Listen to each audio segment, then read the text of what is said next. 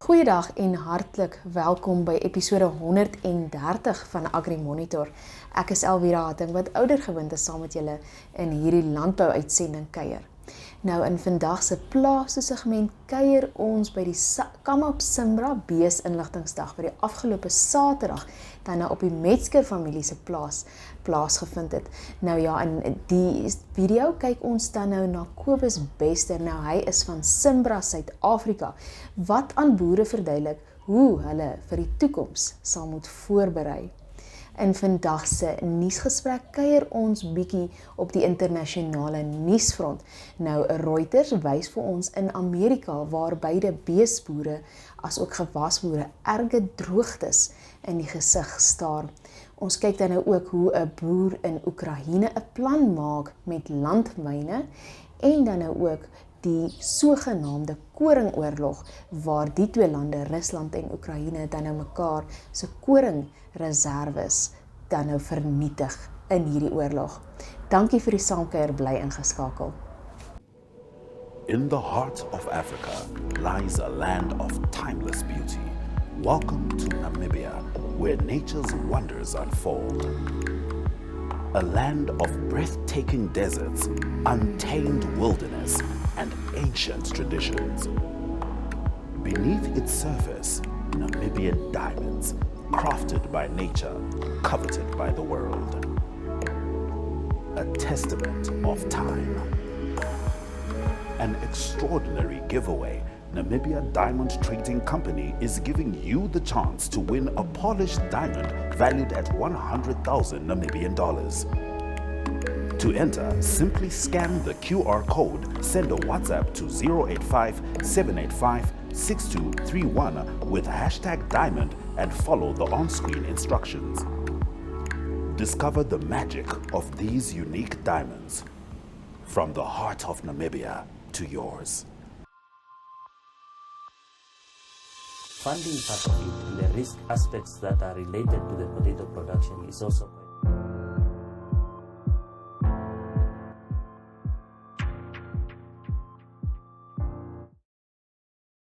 Climate change is packing a punch in America's heartland. Most of the Midwest is abnormally dry. They're showing up the worst I've ever seen. Farmer Brandon Walter sees it in his fields. Not getting rain. These dry, damaged corn crops add up to big financial losses for him. There's going to be a lot of this that's going to yield nothing.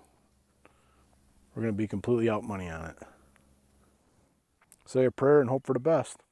One expert predicts the future could be even bleaker. Walter farms about 1,000 acres of corn and soybeans about 75 miles northwest of Chicago.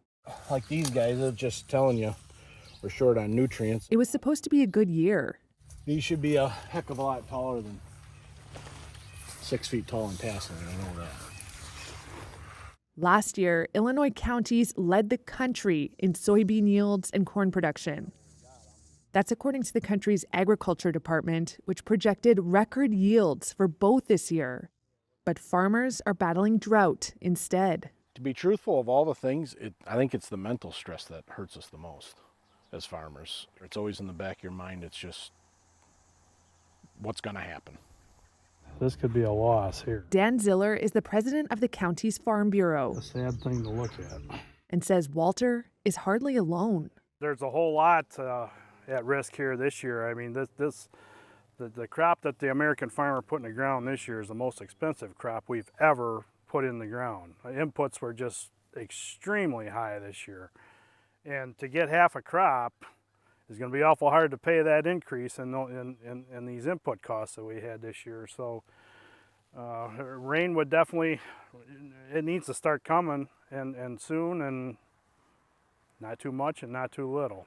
It's a similar story throughout the region.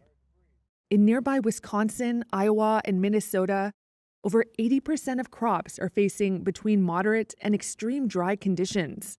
In Missouri, drought's impacting 90% of the state. We will see well below normal crop yield. Trent Ford is the authority on climate science in Illinois. He says drought, combined with erratic heavy rainfall, is likely to continue in the future because of global warming. But the state climatologist says even he cannot predict what the new normal might look like. What climate change does to corn and beans production in Illinois and Iowa and Indiana over the next 50 years is it introduces some challenges, some significant challenges. Some challenges are things we've seen before, they're just larger, and some challenges we've never seen before. And some of these challenges, we don't even know what they're going to look like until they come upon us. The grass just not growing, and primarily because it's thirsty. The pastures, we got grass in them, but they're burning up. Texas rancher David Henderson is struggling to feed his cows. For the second summer in a row, drought and extreme heat are stressing the health of cattle in the Lone Star State. Ranchers like Henderson are having to spend more money on animal feed and hay. And with conditions likely to get worse, he says he may soon have to thin his herd. Now we hit August, and this is normally our hottest, driest time of the year. We may not get much moisture, if any, this month, and that's something that you got to plan for. And the only thing I can think of, sometime it calls for selling cows.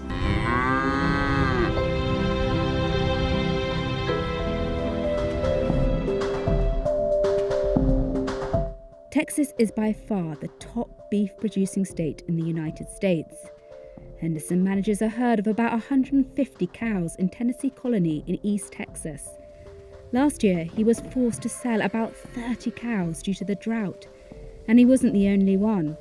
Texas Farm Bureau says ranchers in East Texas got rid of more than 2.6 million cattle from January through August 2022. An increase of more than 480,000 cattle compared to the same period the previous year. The drought and extreme heat impact everything from how much milk the calves get to how the cows fatten up and how much they reproduce. It's hot, it's dry, it's the same as somebody being out in the heat. It takes your appetite. While this year's drought hasn't been as bad as last year's, Texas state climatologist John Nielsen Gammon predicts extreme heat will become the norm. For several more decades, this sort of heat will become normal in the summertime for Texas. That, in addition, means that the heat extremes will be that much hotter and that much more severe. 4 bales of alfalfa. Jimmy Reed owns the Cattle Ranch Supply Store in Tennessee Colony. He says that with cattle ranchers struggling, prices of beef steaks could rise. With everybody wanting to eat that ribeye and that T-bone or those ribs, there's going to be less supply, so the price of beef will once again take a rise. Young rancher Corey Davis said after plentiful spring rains, he had been optimistic, but those hopes have now been dashed. Being a young farmer, I said, well, we're going to make a bunch of hay and we're going to do all this because we got a bunch of rain, a significant amount of rain earlier in the year. So I was excited. And, 4 or 5 months later, no rain for a month. So we're back in a drought again.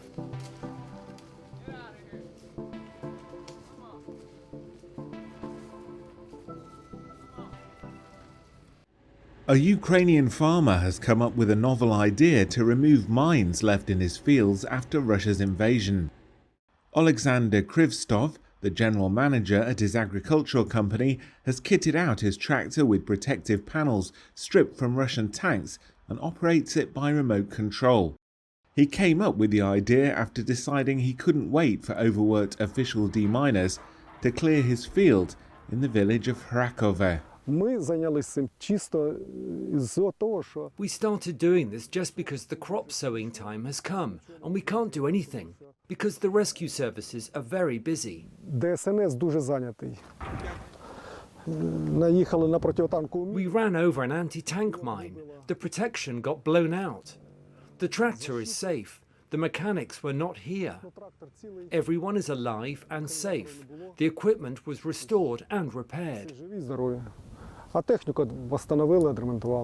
After Russian forces were driven back from parts of eastern Ukraine by a Ukrainian counteroffensive last year, many fields were left covered in mines, making it perilous for farmers to sow grain for the next harvest.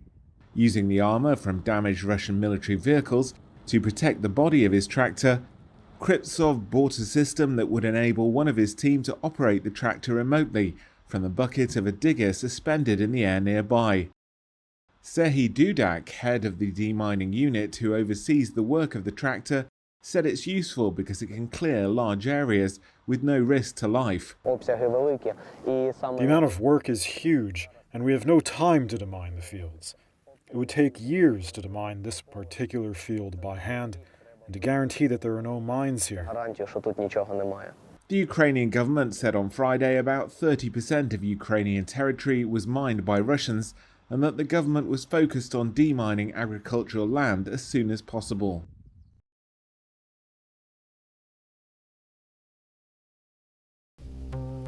The wheat wars currently raging around the Black Sea may have a silver lining. Russia and Ukraine are bombing each other's ports and ships in a bid to prevent the other side from exporting their grain harvests.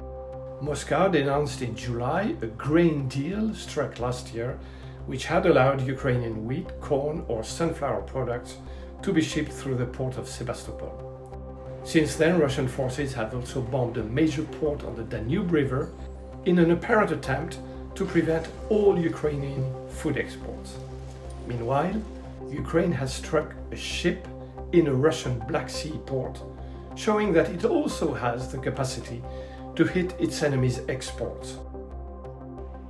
Since Russia is the world's largest exporter of wheat, with 45 million tons shipped last year, and Ukraine another major exporter with some 17 million tons, you'd expect a strong price reaction.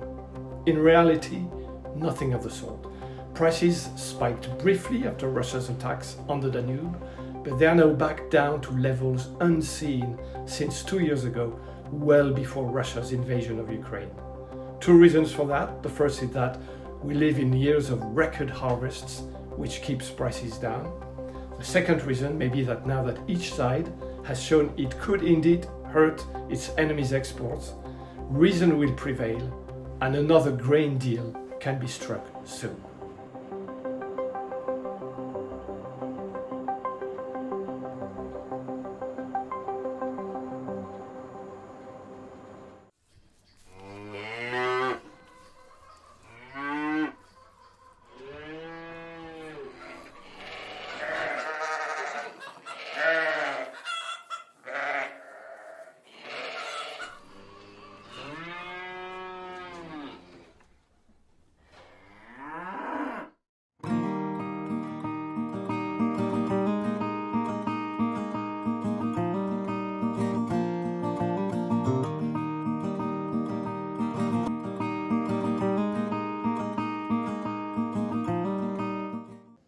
Change is the only constant that we can be very sure of.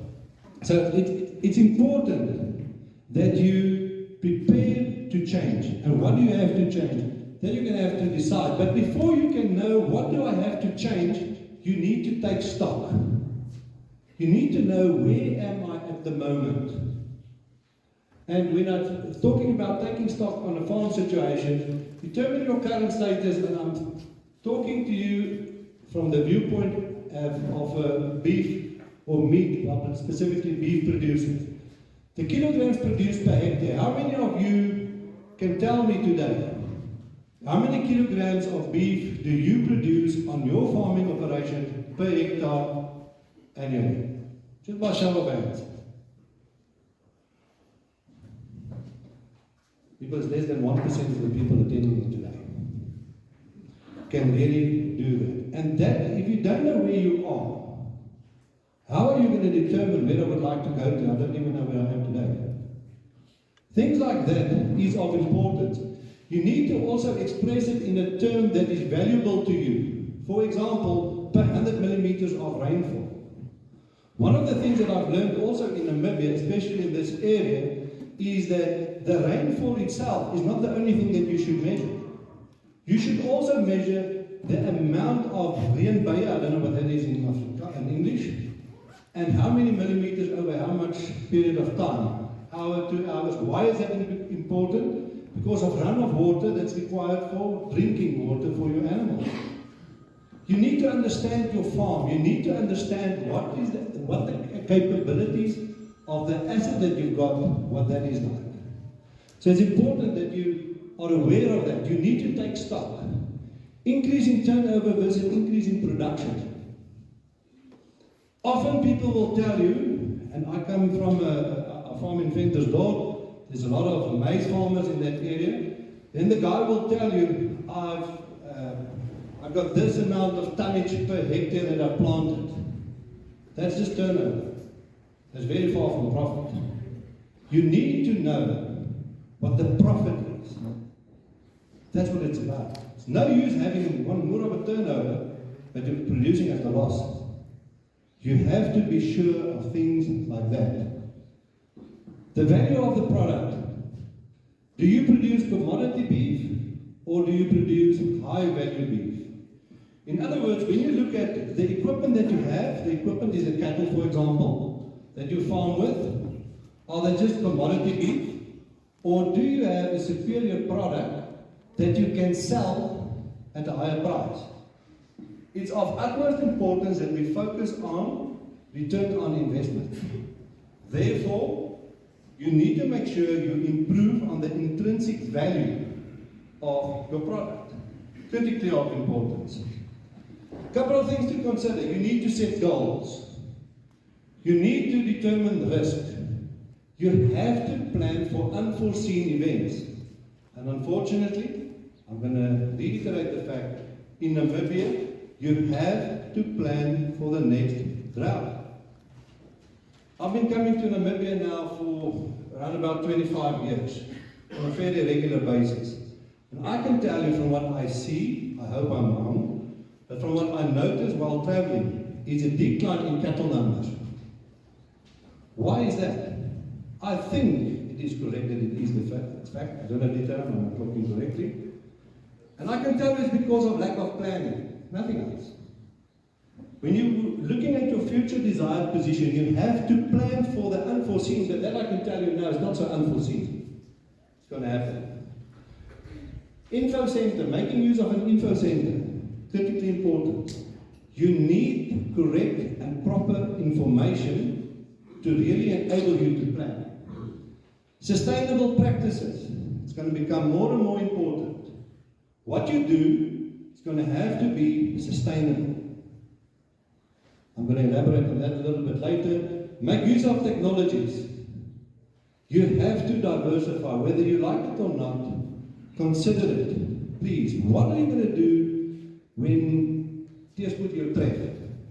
When things are not going so lekker? If you've been diversified, you can do so much better. For example, hunting, tourism, things like that. You have to reconsider your position and make sure that you can make other plans. One of the crucial things, you see, I've made it the green. Green is to be a nice color. Plan for unforeseen events, and also quality and traceability. That must become part and parcel of your way of life. We produce beef for a specific market. That market insists on traceability. They insist on a quality product. And what are they prepared to do in return? They are prepared to pay a premium for that. So make sure that you position yourself for that. Networking, critically important, and then profitability.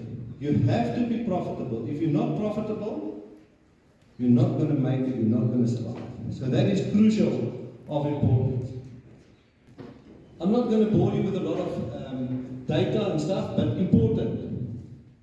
In 2013, we got in South African terms, Namibia very much the same. I know at the moment Namibians are getting about a 10 rand per kilogram premium to what we're getting in South Africa for A grades. We get on all grades, I believe. But in 2013, compared to the US, the USA, we were sitting on 27 rand a kilogram, 39 rand was what we got there, what they got in the USA compared converted to South African rand. That column that you see there, the darker column, that is crude oil price. It's just an indication, because every day we all have to drive. But it's important that we understand the powers influencing my profitability. What does it look like over time? That yellow line, that's the maize price. Now look at what happened. In 2022, maize price was quite high, way above 4,000 Rand. Crude was quite expensive. We felt quite fortunate and happy at that stage with our 62 Rand that we got for A grade, but at present, we're down to 53. Now, look at the other things. Look at where that line is. Price of crude, price of maize. But we had to take a knock. But look what happened in the USA. They got more for their beef. It's important that we take notice of things like this. That is a situation. That's the environment within which we have to farm, within which we have to focus on being profitable. When setting up your goals, please make sure for who do you set up those goals, and by when would you like to reach it. If you set a goal without a timeline to it, it means nothing. And it's just a thought, it's an idea. You need to put a timeline to whatever you set for yourself. I think that's very important. After you've set your goals for your farming operation, your family operation, if you would like the next generations to continue with that, whatever, that's up to you. You determine it, you put the necessary in place to make sure that you're going to achieve that. Then, determine the risks. Important that you understand, there are risks in life that you can, in some sort of way, perhaps mitigate, that's under your control. Then there are others that you cannot do much about. It's a fact of life, that is how it is. You're always trying to minimize your risks, but you have to think about the asset that you have. For example, on the farm, you need to maintain your infrastructure. That should be part of your plans going forward. And I know there's a long list that I could add here, but I'm just going to touch on some of the things. It's important that you always implement good practices. Therefore, you must be prepared to change. That's what I used to. That's what I thought was a good idea. What new, better ideas can I have now? Please make sure that you implement good practices, especially when you look at management of your herd health, for example. A healthy herd is a more profitable herd. It's a herd that will come better through drought, that will keep on reproducing, that will really make profit. You need to focus on things like that. Optimal production, very important, and I'm going to repeat it a number of times. We are focused on profit. Optimal production is what's going to give you profitability, and that will add value. Then, of course, you have things like drought that's outside of your control. But one of the things that we've been taught in Namibia is the value of something like boskos. And don't say, I won't have the time, I'm not going to get the labor. Forget about the excuses. In my experience, from what I've seen in Namibia, the people that got through the previous drought, what was the difference between them and the rest? They were prepared to make boskos. I may be wrong, you guys are here, but I'm just sharing an observation with you. Therefore, as part of your planning, in my view, you should have considered to equip yourself to handle that. Then there are things that happen, different diseases. By maintaining a good, healthy herd, disease should have less of an effect on you. But then also there are things that happen like the COVID-19 pandemic, out of your control, but it had a huge impact on many, and I think all of us. So it's important that you understand those things. Expand on your knowledge base, always. You need to broaden your knowledge all the time. Why? Because I need to outsmart the challenges thrown my way. Did you know you can buy a new or second-hand vehicle, such as light delivery vans, trailers, small trucks and tractors for agricultural use? The repayment period for these vehicles ranges between 5 and 10 years. Contact your nearest AgriBank branch or visit our website at www.agribank.com.na for more information about this loan product. You can also visit us on Twitter, Facebook, Instagram, LinkedIn and YouTube. AgriBank, your all-season bank.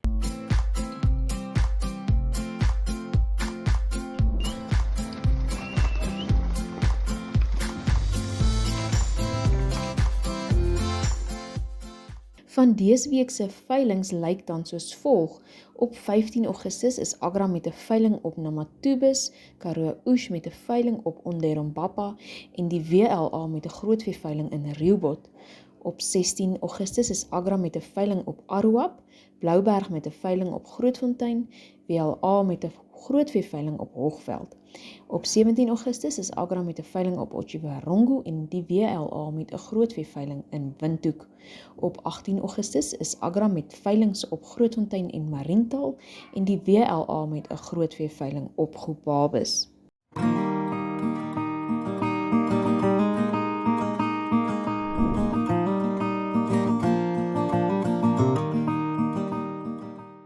Van dese week se dagboek, nou ja, soos dit later in die jaar raak, is daar al hoe meer dinge op die dagboek. Van 24 tot 26 Augustus is die Oudtshoe Wildsfees met 'n verskeidenheid van kunstenaars en ook al gewilde wildveiling wat sal plaasvind. Van 26 Augustus tot 1 September is dit die jaarlikse stamprietskou. Nou ja, dis waar al die kleinveeboere elke jaar dan nou in massa saamtrek met die gewilde ooi en ramveiling wat op die laaste 2 dae dan nou ook aangebied word. Op 2 September is dit tyd vir die Grootfontein Oesfees wat op die Grootfontein skougronde aangebied sal word met verskeie uitstallers en sprekers. En van 7 tot 9 September is dit die Biomass Fair. Nou dit word hierdie jaar by Crossbamen aangebied en dis dan nou oor 3 dae met 'n navorsingssymposium op die 7de, 'n nywerheidskonferensie en expo op die 8ste en die expo en verskeie demonstrasies wat dan nou op die laaste dag plaasvind. Ja, daar dan nou ook 'n kontak e-pos adres.